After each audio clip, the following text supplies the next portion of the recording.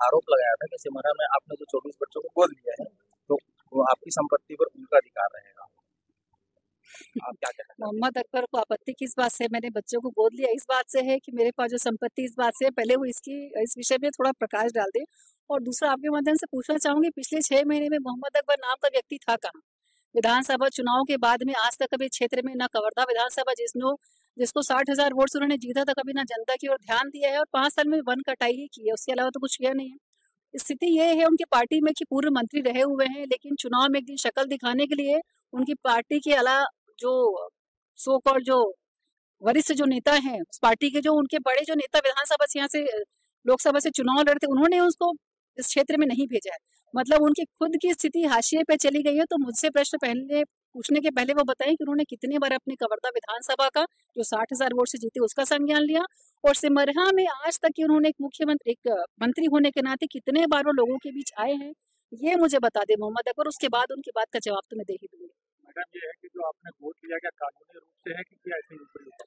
देखिए क्या होता है, आप अगर कोई जनप्रतिनिधि है, कोई संस्था चलाते हैं, तो विषय बहुत सारे आपके ऊपर आते हैं। आप अच्छा काम करेंगे तो भी, गलत काम करेंगे तो भी। और जिस तरीके से गोद की बात आ रही है, मैंने शुरू से कहा कि उनकी जिम्मेदारी हर तरीके से, उनकी पढ़ाई लिखाई से लेकर, उनकी शिक्षा से लेकर, उनकी शादी से लेकर के हर जिम्मेदारी में उठाने वाली हूँ। जिम्मेदारी जरूरी नहीं कि आप कागज में किसी चीज को एस्टिमेट वो बना करके देंगे स्टैम्प की भैया ये काम मैंने करना है, वही काम आप करेंगे। कुछ होता है जो आप मुंह से बोलते हैं और जनता उस पर विश्वास करती है। तो मैं बहुत अपने आप को सौभाग्यशाली मानती हूँ कि मैंने जो मुंह से बात बोली है, मेरी जनता मुझ पर विश्वास करती है। अकबर जी, कुछ दिनों पहले कबीरधाम जिले के ग्राम कुद्दूर के पास सड़क हादसे में 19 लोगों की मौत हो गई थी। इसके बाद स्थानीय विधायक जो पंडरिया की हैं, उन्होंने मृतकों के बच्चों को गोद लेने की घोषणा की थी। इस पर आपकी क्या कहना है? इस पर आपका देखिए, मेरी जानकारी के हिसाब से कबीरधाम जिले के कुद्दूर के पास एक सड़क हादसे में 19 लोगों की मौत हुई थी। अब वो 19 लोगों की मौत हुई थी, उनके परिवारों के लगभग 24 लोगों को स्थानीय विधायक के द्वारा गोद लेने की घोषणा की गई थी।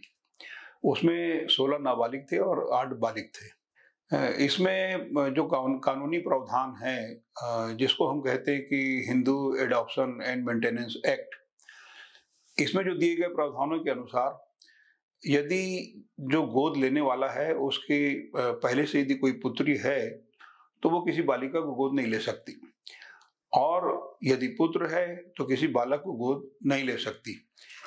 इस मामले में ये भी है कि 16 लोग नाबालिग हैं और 8 बालिग हैं, जबकि 15 वर्ष से अधिक उम्र वालों को भी गोद नहीं लिया जा सकता। जिस बच्चे को गोद लिया जाएगा तो 21 साल के उम्र का अंतर होना चाहिए जो गोद लेने वाला है उसके साथ। इन सब प्रावधानों के अंतर्गत जो बच्चा गोद में चला जाता है उसके समस्त अधिकार, जिस कुटुंब में वो पैदा हुआ है वहां से उसके सारे अधिकार समाप्त हो जाते हैं, और उसको जिस कुटुंब में वो जाएगा उस कुटुंब में उसको सारे अधिकार प्राप्त इस प्रकार से हो जाएंगे जैसा कि वो उसी कुटुंब में जन्मा हो। यहाँ तक कि जिस कुटुंब में उसको जाना है वहाँ के संपत्तियों में भी उसका अधिकार हो जाता है। अब इस मामले में क्या होने जा रहा है ये मेरी जानकारी में नहीं है।